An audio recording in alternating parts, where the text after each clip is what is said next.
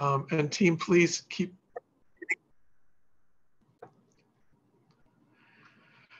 So welcome everyone. I am John Coonrod and I'm a coordinator of the Movement for Community-Led Development. And it's so great to have you all here. We have several people who are joining for the first time. So I'm going to start by sharing a screen with a few introductory slides to brief people on the movement. And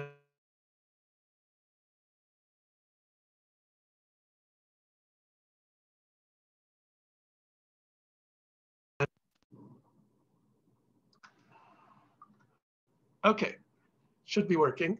And you should be seeing a slide, yes? Yes, good. Okay, so this is our monthly meeting. We have one of these on the last Wednesday in this time slot every month.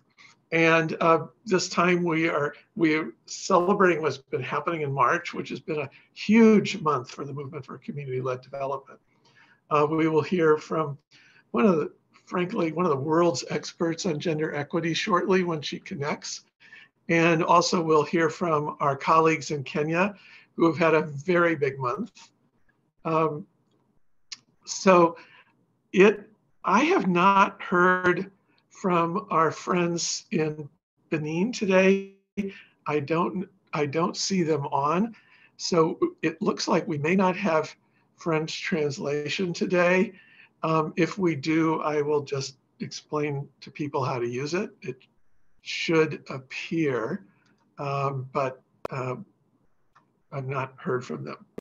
So I'll give this brief introduction, then we'll hear from our special guests.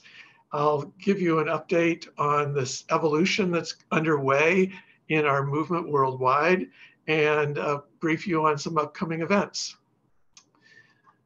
So I'm going to skip that for now. So for those of you who are new, welcome, Sia. This movement was launched at the Sustainable Development Summit in 2015 at the SDG 1 and 2, Poverty and Hunger plenary. And then in a side event hosted by the government of Philippines, we have since grown to more than 1,500 local civil society organizations, more than 70 international NGOs, and we've organized ourselves so far in 17 national associations, and more are on the way. So we set ourselves up with 5 goals, 2 of which are going to be major topics today. The first is voice and agency for women, youth, people with disabilities, other marginalized groups. The second is a fair share of public resources at the community level. And we say that should be at least 20% of the national budget. Good democratic local governance, quality public services for which every human being has an equal human right, and resilience. This is our theory of change. Basically, the national associations are on the front lines of this movement. The kinds of advocacy and collective action has to happen from the citizens of each country. We gather evidence and other materials to support those national associations, and they set their own agenda. They stay in constant communication with each other. They form advocacy partnerships to promote decentralization and devolution with their own national government, and they form collective action to facilitate community-led development in more and more communities. We believe that if those 2 things coincide and converge, that's the only way we can imagine achieving the Sustainable Development Goals. And we believe that more and more people are coming to that conclusion. We have some great tools for assessing community-led development. You can learn about them on our website. We have this great website with news and recordings of everything that's happened. We just had a wonderful parallel event as this week as part of the, 2 days ago, as part of the um, Summit for Democracy. So you can watch that recording. And today we are going to hear from two different sets of speakers. And it doesn't look like Gunjan oh, there she is. Dr. Syeda Hameed, who is a person who I revere greatly. And I'm going to spotlight her now, and I'm going to stop sharing the screen so that we can hear from her.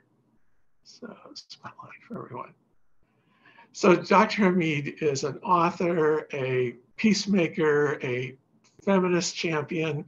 And when I realized that this month we were just concluding Women's History Month, a lot of us participated in International Women's Day events, and there was no one I could think of that it would be better for us to hear from than Syeda.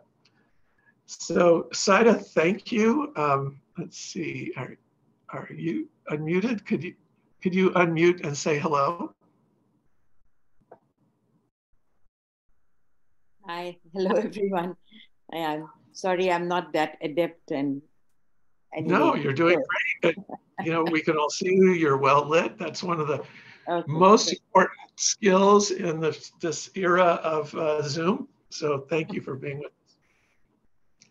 And I just wanted to start by asking you your reflections this year on International Women's Day, on the progress and some setbacks in the feminist movement worldwide. I just wanted to start by asking you your reflections at this moment in history. Well, I was reading your note, and please tell me if I'm in the wrong track, but I'm still in a sort of a jet lag. Just arrived from New Delhi to Vancouver, and so all of that is happening. I remember very well as a young member of the national apex body, National Commission for Women, going to Geeta Mukherjee. And she was very, very, she absolutely was very firm about 33% reservation for women. And you had mentioned Geeta Mukherjee, am I right? And, yes. Yeah, so I remember her beautiful woman, very small built, but a woman with, an iron will and iron determination. And we said to her that in our own naive and silly way, oh, why don't we dilute it a little bit and maybe ask for 15%? And she said, no, not at all. You just 33% is 33%. Okay, so we said, all right, then they are asking for reservation within reservation. Again, naivety.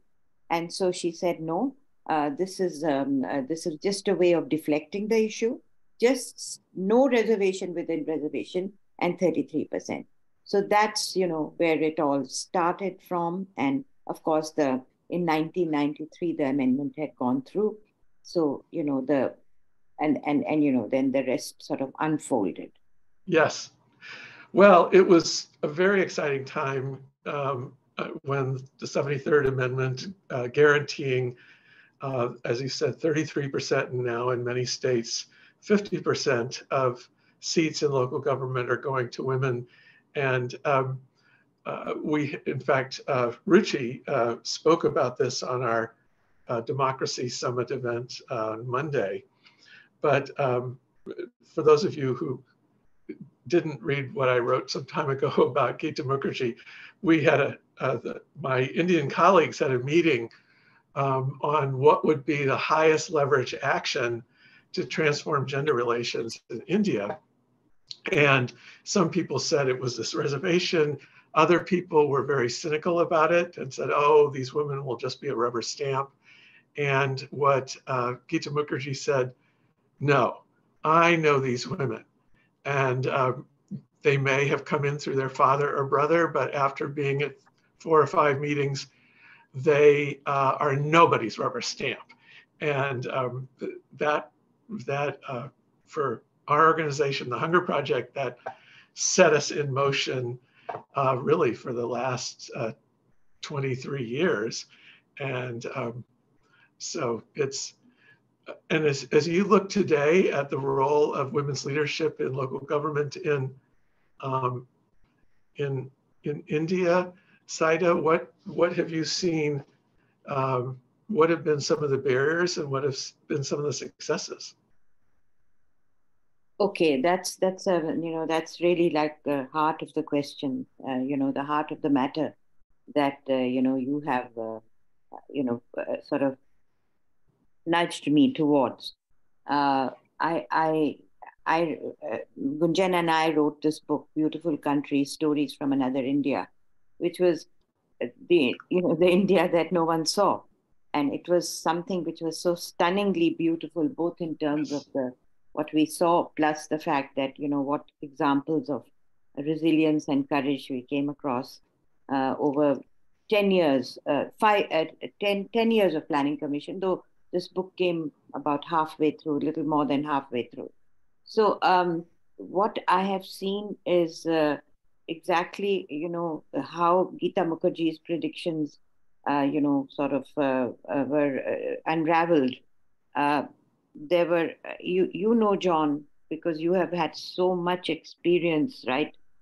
Almost, I would say more than my experience with, you've been at this in this field for such a long time, and also you have a worldview, so which I don't necessarily have.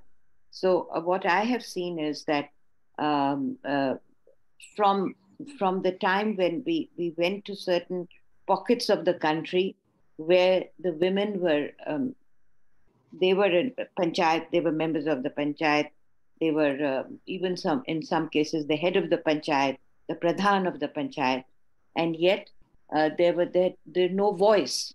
I remember there was one, there are many examples, but one that comes to mind is one of the villages in Rajasthan, where we had gone. In Rajasthan, of course, is the Hunger Project's big field since several years. But I remember that whenever we asked a question, a man answered. And when we said, why, why don't you, I mean, where is the pradhan? And there was a woman with her face covered. And so the man simply said, oh, no, let me answer. She's just a rubber stamp.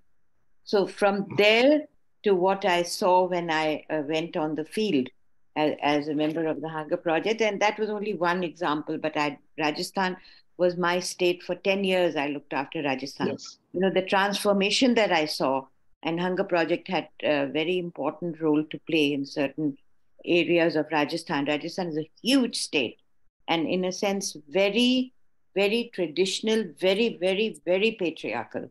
So from there, the way the whole transformation that unfolded, in terms of what in the particular villages where Hunger Project worked, and all over. But again, compared to some other parts of the country, the transformation was, very, very minor.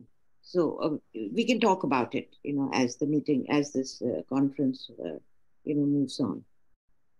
Good, thank you.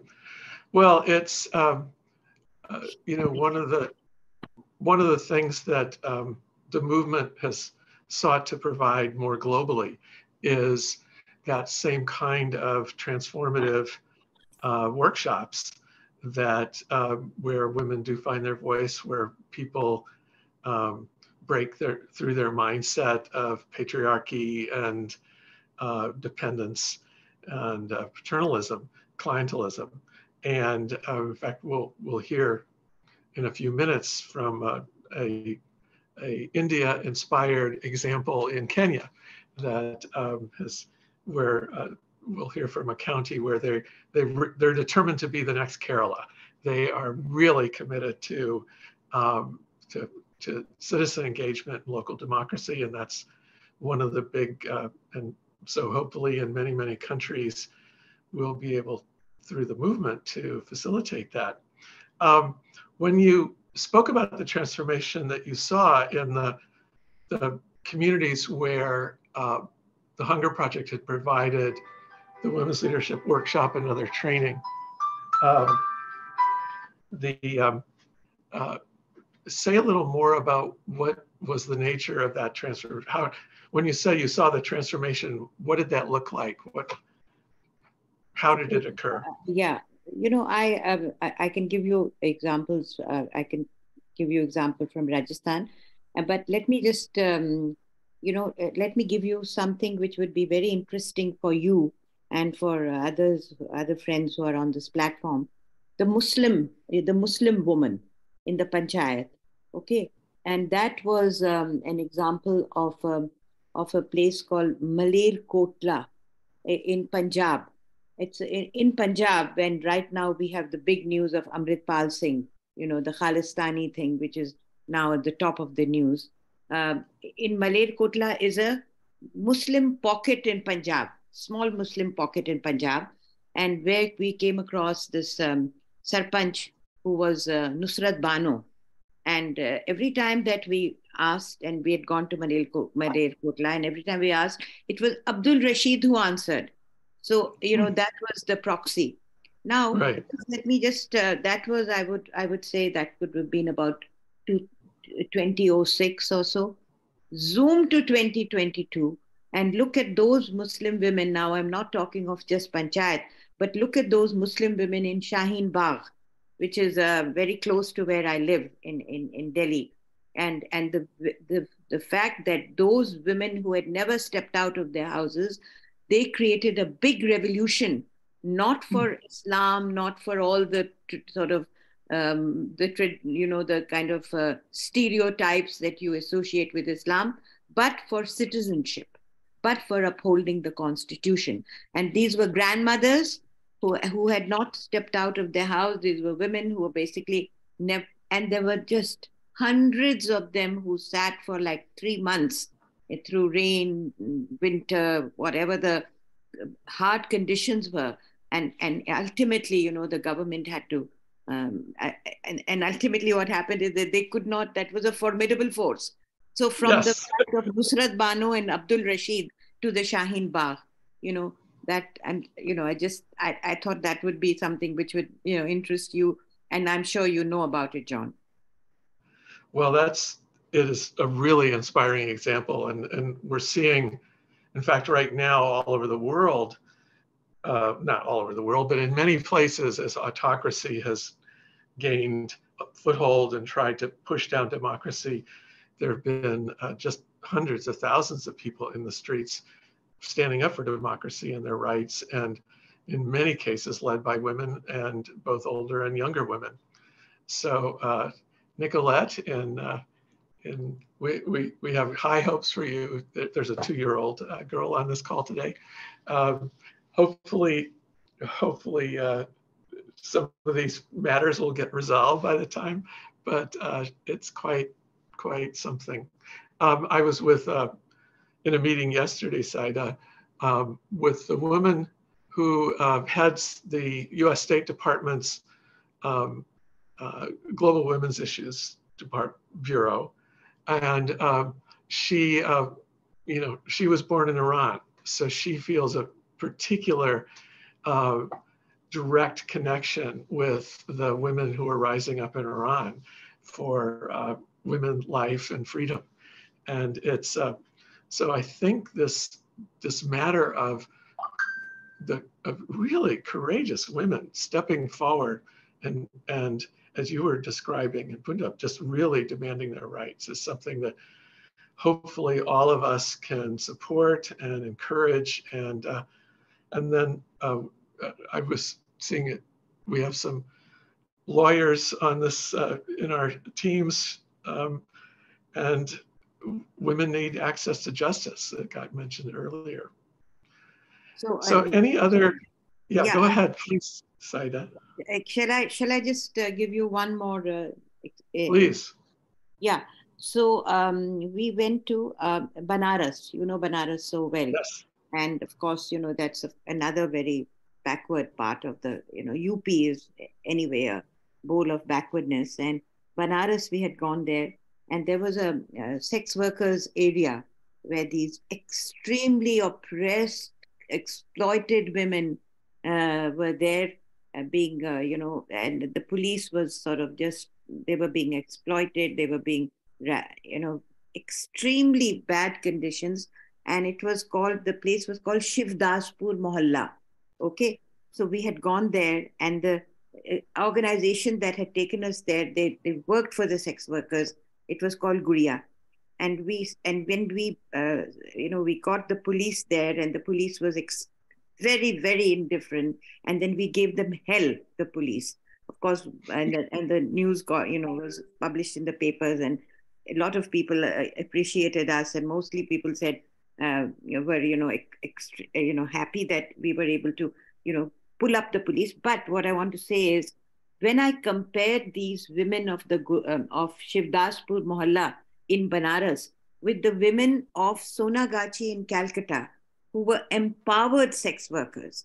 They were sex workers who refused to serve their clients until they wore condoms, who refused to allow their small girls to get into the sex trade. They were a strong union. And so time frame was the same. It was just the difference between UP and West Bengal.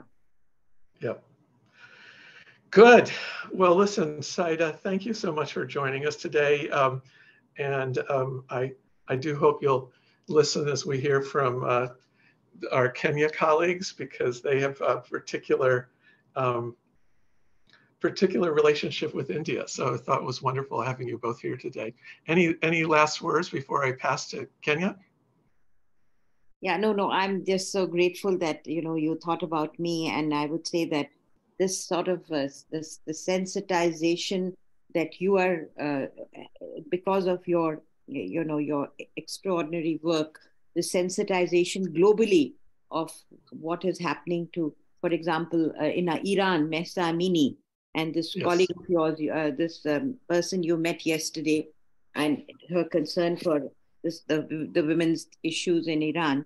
And I think what we need to think also, and that's the last thing I'll say, is that the wrong and the interpretation of Islam as a kind of a bowl of terror, that has to be looked at against the lens of what really was status of women in the Quran, which was a very elevated status. But unfortunately, the Mahsa Amini cases, like Mahsa Amini, and what all happens across the world, whether it's Pakistan or any other Islamic countries, those that completely and totally negates what the Quran stands for. So this is another subject, but I thought, 2 minutes and I can say that. No, I think it's very important. My Bangladeshi colleagues, young feminist colleagues, went to great extent explaining to me that Islam is the religion of women's liberation. It's just pre-Islamic forces have just distorted it and corrupted it and governed through just power grabs, frankly. Just toxic masculinity, a subject we're going to be spending more time on. Anyway, thank you so much, Syeda. And let me turn to Zippy and Steve, who I'm going to spotlight you. If I have to figure out all these things. And where is Zippy? I need to find. Anne, can you find Zippy and spotlight her? Oops, no, you shared something. Oh, is this yours slides, Steve? Oh yes, this is my slides. Okay, wonderful. Well, let me find. Anne, if you can find Zippy in our in all the people who joined this call and put a spotlight on her. Okay. Sorry? Zippy is on spotlight. Oh, wonderful. Great. Okay. Hi, Zippy. Welcome. Hi, Steve. I'm going to hand it over to you if you want to hit your present, because we're seeing your whole screen, not the presenting version.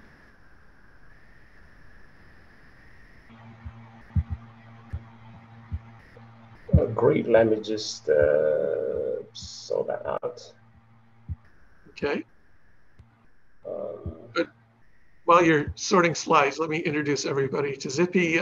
Many of you have met her before, but she is the Director for Citizen Engagement and Public Participation in the Democracy of Makueni County, which has been a leader in community-led development. And she and the then governor were part of our launching in Kenya back in 2019, and I just got back from there actually. So Steve, I think if you hit the button that says, that shows up in the upper left-hand corner, there's one that looks like a movie screen. I think that should show the full slide, not just your.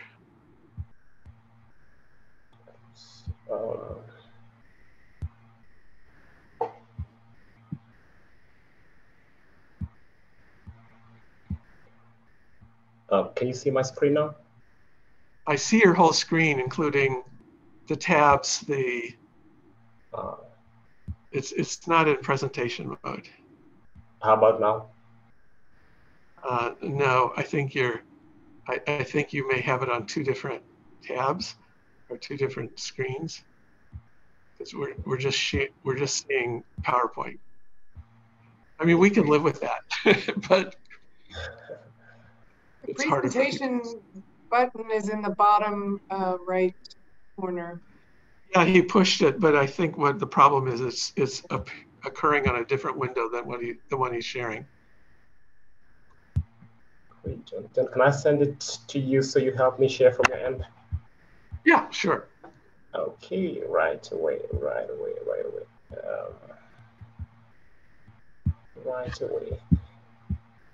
Meanwhile, I think I could let my colleague Zippy to talk briefly as I share this.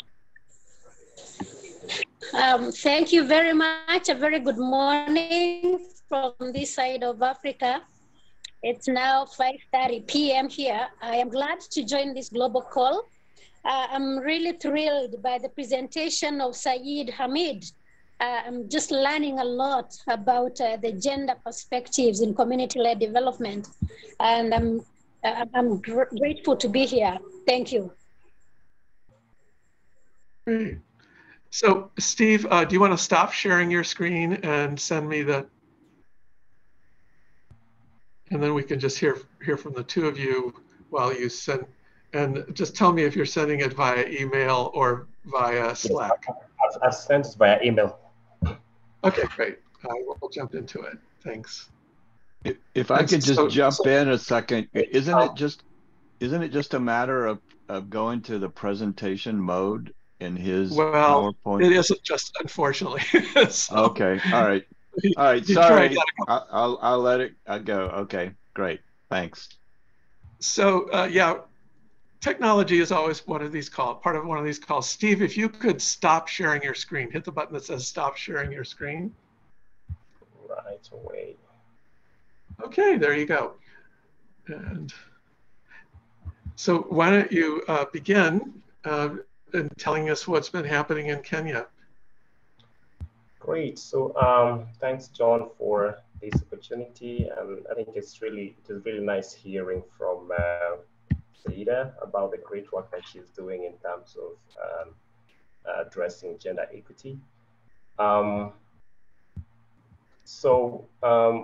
be sharing with us momentarily about what we've been up to here in Kenya. So the movement for community-led development in Kenya was launched in 2019. And then we registered in last year, toward the end of last year, as a membership NGO. So right now we have over 50 membership of CBOs, NGOs, and a number of INGOs. So we exist in Kenya to address three key areas or strategic areas of focus. And that is strengthening the devolution. Of course, as some of you may know, the Kenya had its own new constitution sometime in 2010. Actually, it's no longer a new constitution that introduced the devolution system of governance. And with that, certain functions were devolved, and the essence of this was to move services closer to the people. But with this also, it meant certain challenges in terms of technical capacity amongst these devolved functions, and just delivering these services in a way that is people-centered. And so we have been, one of our mandates or our work has been around collaborating with county governments to integrate community-led development approaches, which is actually also an item that was also introduced in our new constitution around public participation, that requires for any public development initiative that the public must be involved, And so a number of counties have been struggling with that, of course, for the reasons that I've shared earlier. But we're collaborating with them to look at what they're doing and to improve on those areas, and to ensure that community voices are included for there to be sustainable development. John, I don't know whether you've been able to. Oh, fantastic! You could go to the next slide if you don't mind. They're just 4 slides. Actually, the other slide. Yes. So the next area of focus is to produce a Kenya-specific framing of CLD, and of course, looking at how do we define CLD as Kenya, and generating evidence from different stakeholders within the development ecosystem, whether it's community, development partners like NGOs and people like that, and even the county governments that we collaborate with, to look at what evidence and insights are emerging from our work, our collaboration, in terms of how CLD is working and what is not working, and how can we bridge those gaps. We are also focusing on building the membership base, growing our reach, reaching the underserved or previously unreached organizations, faith-based organizations, and other general community-based organizations based in rural, most rural parts of Kenya, some in urban areas that are in areas like health, climate change, youth and women empowerment, and various sectors that are important in the discourse of SDGs. Steve, let me just interrupt. Syeda, you were talking about issues between police and community members, and that second photo there, I got to visit this group in one of the slums of Nairobi, and they specifically focus on peace building between the police, which have had a very violent relationship with the residents of these communities, and the community members. And this is, people are sitting in this little area that is their, they call it their resilience hub, where they do their peace building and issue resolution. It was very, very inspiring, but it's something that a lot of us don't think of, is peace building with our own police force. Go ahead, Steve, sorry.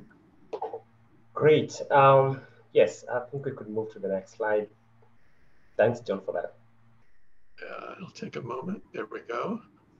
Great. So see, these are some of the partner county governments that we are collaborating with. Right now, there are 4, but we have a lot of interest coming from other county governments.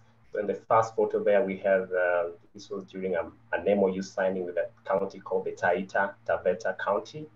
And we are working with them to enhance, strengthen capacity of the county officials on a number of CLD issues, We are also working with them, and this is a recent request they put forth to have us work with them to look at their public policy bill that is going to define how they're going to really integrate public participation in how they do development. The other photo is the Kisumu County government that we are also working with very closely. And of course, the other one is we have John and the governor of Makueni County government about 2 weeks ago when we were re-signing an MOU with him. He's a newly elected governor, and the launch of the school. Next slide, please.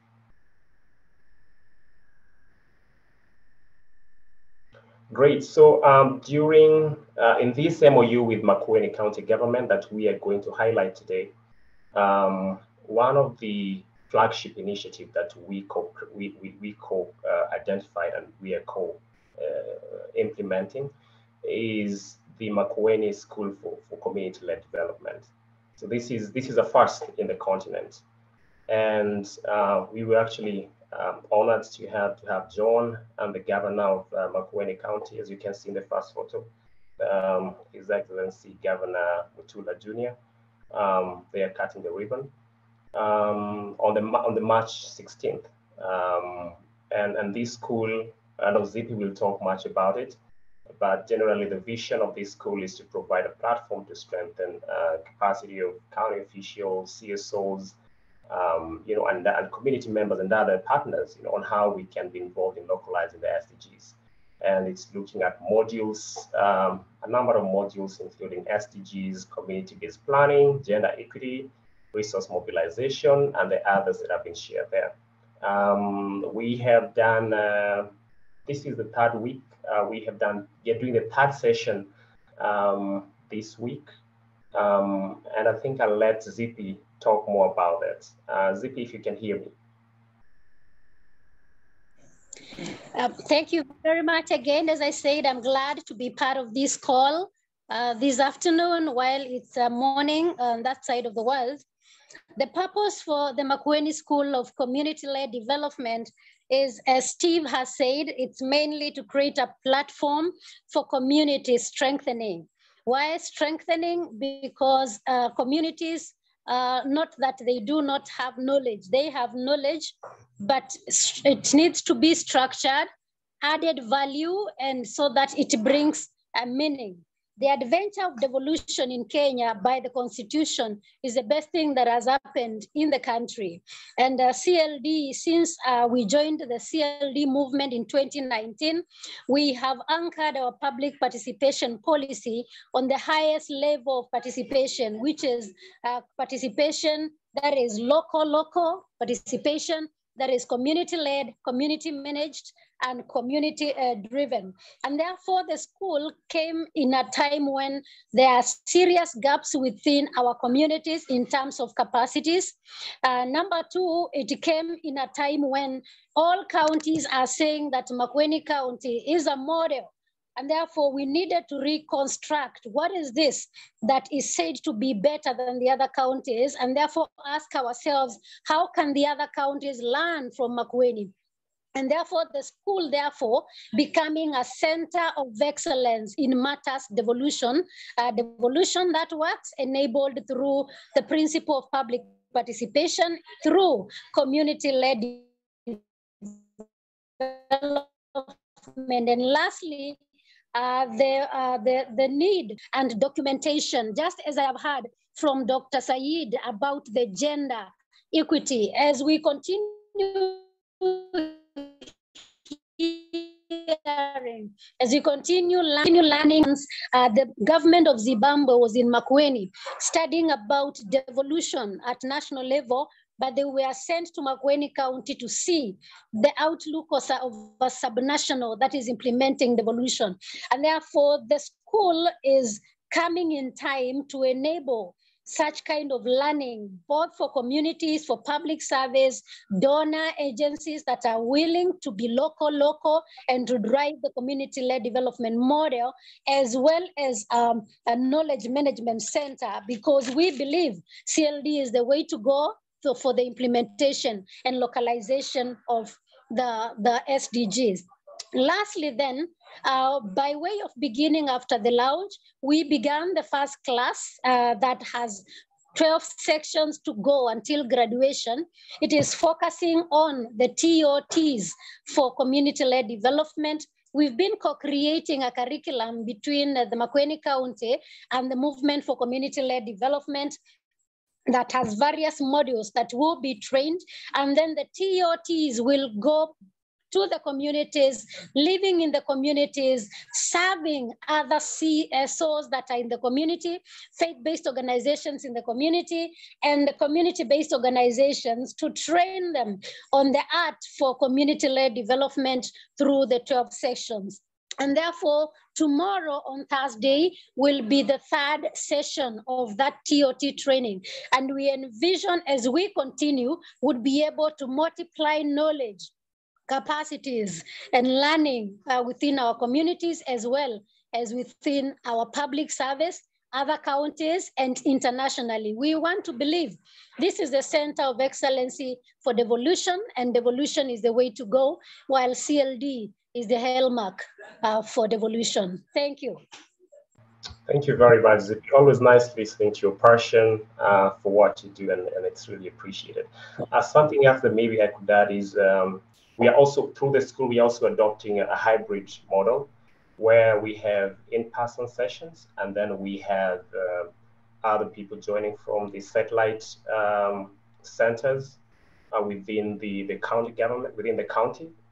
And it's really been exciting. We're also working with the county and CPN team to ensure that and with John as well, to ensure that the SDGs, as we know them, the 17 of them, are translated to the local language so that no one is truly left behind in these quests to localize the SDGs.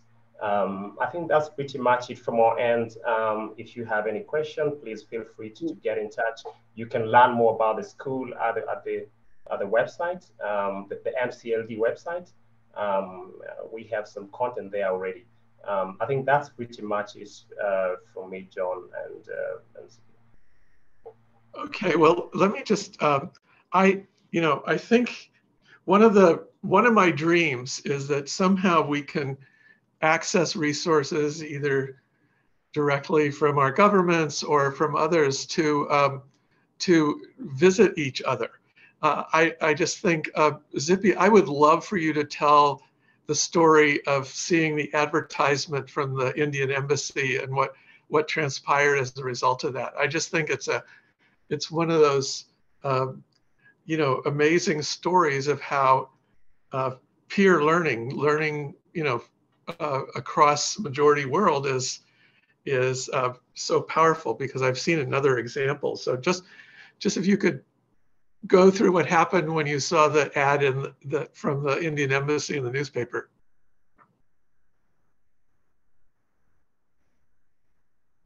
You're muted there now. Yeah, thank you very much. I think in the struggle for counties to articulate, to try to understand the devolution law here in Kenya, Makueni County landed in a good relationship with the Indian High Commission of Kenya. And that caused me to join a particular program in the National Institute of Rural Development and the Panchayat Raj in Hyderabad in India. And this was an eye-opener and causing total transformation of my office, and therefore impacting the rest of the county government. Though it was a training while in India, I was able to visit the Panchayat Raj. I was able to be amidst the women that Dr. Said is talking about in Kerala, in various states of India during my classwork. And I was able to see how is local development organized among the Panchayat. And that caused me to develop a policy for what we call public participation for the county government, and therefore founding sort of Panchayats for the county of Makueni, which here we call development committees in every village, like what you call village councils elsewhere in the world. So we tried to learn from what I saw in India, translating it to what is currently now in Makueni, by visiting, seeing that the Panchayats are able to do simple Panchayat development plans that are community guided, community led. They're able to collect data by themselves and therefore able to make decisions by themselves and govern themselves through the decisions that they make, and that they live as a community. As a county, we have been struggling with the question of sustainability of projects, a lot of vandalism, and therefore from the experience of the Panchayat, we were able to see that there is ownership from the beginning of the project cycle to the completion of the project cycle. And you could see that at the Panchayat level, because of the governance model, communities are able to enjoy the economic benefits of their projects. And this was mind-boggling. And that is what, through the support of the MCLD, we have now tried to strengthen here in Makueni. Again, among the Panchayat was that key policy that I realized on the employment guarantee scheme that provides for 100 days of employment. And I just imagine India is about 1.3 billion people. And they are able to find jobs. They are able to find, through the employment guarantee policies, they are able to find opportunities within government to participate directly, including the grants from the county government. Others was the way they managed housing and sanitation schemes, how they were able to manage what we call participatory watershed management schemes, the data collection and the sustainability. And key is what Dr. Syeda has talked about, the role of women in the Panchayat management, which cannot be overstated. And therefore, John and colleagues, after that studying and now working alongside the MCLD, is what gives us the comfort here at the School for Community-Led Development, that is the kind of democracy we would like to see here in the county. And that is our true interpretation of the devolution law in Kenya. Yes, thank you. Now it is 1.4 billion Indians. I am wowed by that. And you go into the streets of India, and everybody is trying to do their job. Everybody is trying to find their place and their space within the Panchayat. I mean, up to date, I'm thrilled and looking forward to continue strengthening that model here in Makueni County. Thank you. John, if I could maybe add something. Your question prompted me to think about another question to Zippy. Zippy, I remember you've been very vocal about this. After the launch of MCLD in Kenya in 2019, where you're there, your previous governor, Governor Zipporah, was the keynote speaker.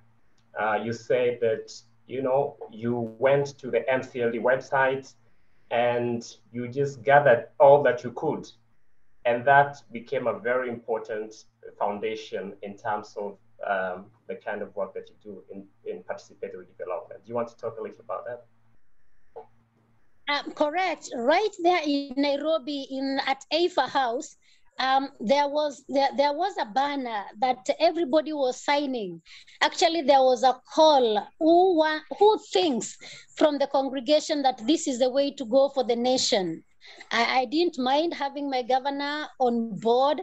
I just walked to the wall and I prescribed, I am Zipporah Wambua from Makueni County, and this is what I stand for going forward. And that was my baptism. And from that day forward, I began to subscribe to the newsletters, to follow John Conrad, who I never knew, and to follow Steve Ogutu, who I never knew. And every month, every day, I would read the first trainings here for community-led development, where mainly what is written in the website, I would follow the documents that you daily post in the website, the newsletters that you write, the case studies in the various countries, and it would enable my office to just put together that information and present it for adoption, so that the government is able to follow it up now, until we began now meeting in the global calls, and the strengthening has continued. Thank you. Wow, that's a very inspiring story. And just to mention that this school, as it's designed right now, we envision that it won't just serve Makueni County alone. In Kenya, we have 47 county governments. So we anticipate that it will also get to benefit the other 46 county governments as we move along. And John, as I conclude, please allow me to also thank our members who are here with us. I've seen a number of them have joined. So thank you very much for joining us. Over to you, John. Great, thank you. It was, you know, this training of trainers that is being conducted right now is with 30 ward development officers, which in India are equivalent to the block development officers. But these people were all hired from civil society.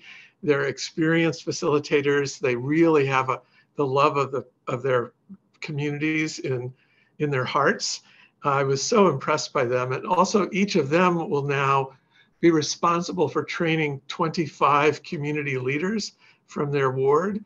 So over the next few months, the School for CLD will have trained 750 community leaders, each of you running an organization. So the possibilities when those of us in civil society partner with committed local governance systems is just amazing. So I know we heard also of a similar program going on in Ghana a few months ago. We had representatives from Ghana speaking about it.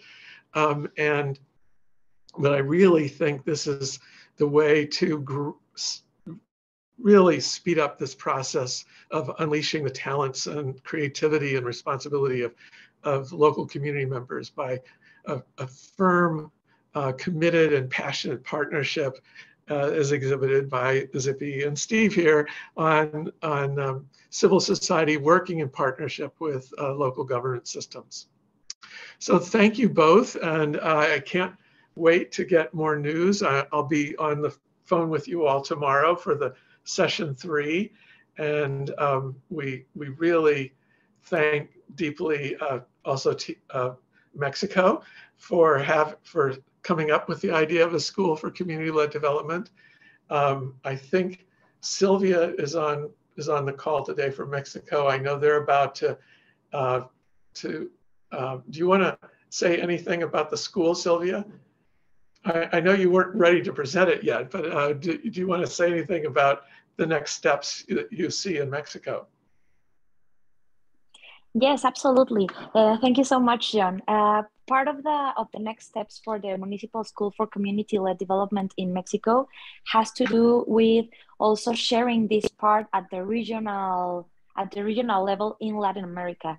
It's how we're going to start these conversations and these priorities to be part of a larger idea in Latin America, particularly with 3 states that are Brazil, Peru, and Guatemala. And the idea is to continue strengthening what we have been creating with this school, and at the same time how it can be co-created with other actors in this region, and continue this also with 7 states in this year in Mexico. In Mexico. Wow, I didn't know about that part. That's great. Okay, everybody. Put on your speed skates. This is going to be a really exciting time in Latin America and Africa, and continues to be building on a lot of decades of hard work in India to really develop the role of citizens in local government. So thanks, Sylvia. It's great having you with us today. I have a few more things to add before we conclude today's meeting. And so let me just, I got it. Oh, there's the button. So let me share a slide here. Oops.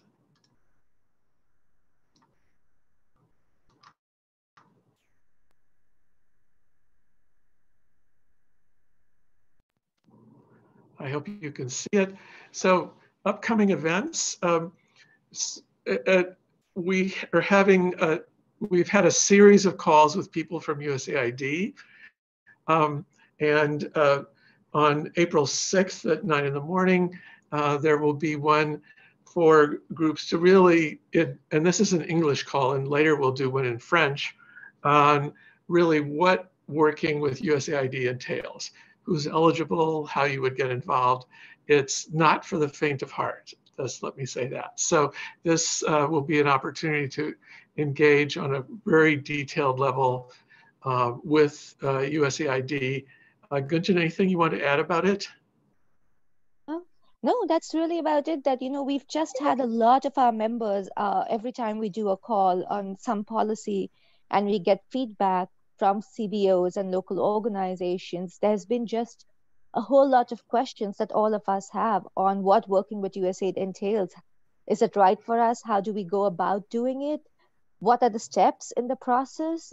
And so the USAID team has agreed to come and they will answer whatever questions you have on this and make sure that everyone has contacts to be able to follow up. So even as the agency is trying to fulfill its commitment to locally led development, we know that processes will take time. We don't know when we'll see results, but what we do know is that we can now at least guarantee an access and a forum for our questions to be answered. So come prepared with your questions, send your questions in advance. They have committed to answering all questions. So yeah, and that there will be ASL interpretation on the call. So. And that the details of that will go out in an email today. Probably today. Oh, even better. Great. And then just to add, our regular monthly call will happen. Rebecca, I know you're on. I want to talk to you about it to see if it's time to hear the results of your recent campaign with your colleagues during the election, or whether you want to put that off a little while. But I know that that's something that all of us have been seeing in the news. So we'll get sorted out what we'll focus on next month, and we'll be getting that news out to you also in the email. So I just wanted to also, as promised, give an update on how this transformation of MCLD is happening. The national associations in several countries are now legally registered, Uganda, Kenya, several others, and the United States. So MCLD US is now a legally registered Virginia-based nonprofit. And we're in communication with all of the current civil society groups that are members of the movement in the US. And as I think it was Uganda who taught us this, the necessity of raising the bar on what it means to be a member. You have to not only like the idea of CLD, you need to substantially contribute to the movement. And so we've gotten our first financial pledges in that will largely be used in support of other national associations around the world. And we're hoping that this will be the first step towards really having a much better funded movement for community-led development. So let me just check in with our colleagues. Anne, anything you want to add to this call? No, just congratulations to Kenya and Mexico for this incredible progress with the Schools for CLD. Thanks so much. Wonderful, wonderful. So we will keep everybody informed. And I think we're going to actually be able to complete today's call a little shorter than the 90 minutes we normally allow. So with that, I want to thank you all. And if you want to unmute and say goodbye to each other, that would be wonderful. Bye, everybody. Bye. Bye. Nice seeing you, John. Bye. Bye, Steve. Bye-bye. Bye, everyone. Bye. Bye. Okay. Bye. Bye. Nice seeing you. Bye. Thank you, Jim.